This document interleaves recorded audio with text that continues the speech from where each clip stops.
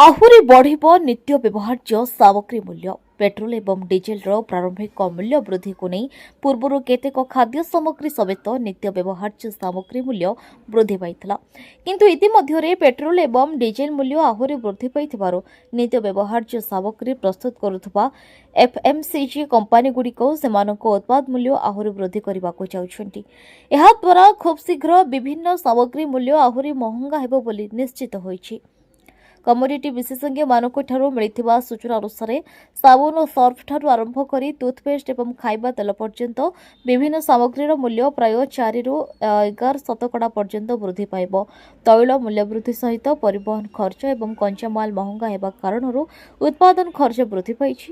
ଏହାକୁ ଦୃଷ୍ଟିରେ ରଖି ହିନ୍ଦୁସ୍ତାନ ୟୁନିଲିଭର, କୋଲଗେଟ୍ ପାମଲିଭ୍, ଇମାମି, ଡାବର, ସଫଲା, ମାରିକୋ ଭଳି ଅନେକ ଏଫ୍ଏମ୍ସିଜି କମ୍ପାନୀ ସେମାନଙ୍କ ଉତ୍ପାଦିତ ସାମଗ୍ରୀ ମୂଲ୍ୟ ବୃଦ୍ଧି କରିବାକୁ ଯାଉଛନ୍ତି ବୋଲି କୁହାଯାଇଛି।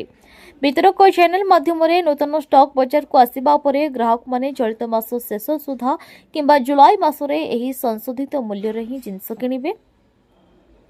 ମୋତିଲାଲ ଅସୱାଲର ଜଣେ ବିଶ୍ଳେଷକ କହିଛନ୍ତି, ଅଶୋଧିତ ତୈଳ ସହ ଜଡ଼ିତ କଞ୍ଚାମାଲ ଏବଂ କିଛି ନିର୍ଦ୍ଦିଷ୍ଟ କୃଷି ସାମଗ୍ରୀର ମୂଲ୍ୟ ବୃଦ୍ଧି ଯୋଗୁଁ ଉତ୍ପାଦନ ଖର୍ଚ୍ଚ ବଢ଼ିଛି, ଯାହା ଅଧିକାଂଶ କମ୍ପାନୀକୁ ସୀମିତ ଭାବେ ମୂଲ୍ୟ ବୃଦ୍ଧି କରିବାକୁ ବାଧ୍ୟ କରିଛି। ବ୍ୟୁରୋ ରିପୋର୍ଟ, ବିକଳ୍ପ ସମାଚାର। ଆମ ଚ୍ୟାନେଲକୁ ଲାଇକ୍, ସେୟାର ଏବଂ ସବସ୍କ୍ରାଇବ୍ କରନ୍ତୁ।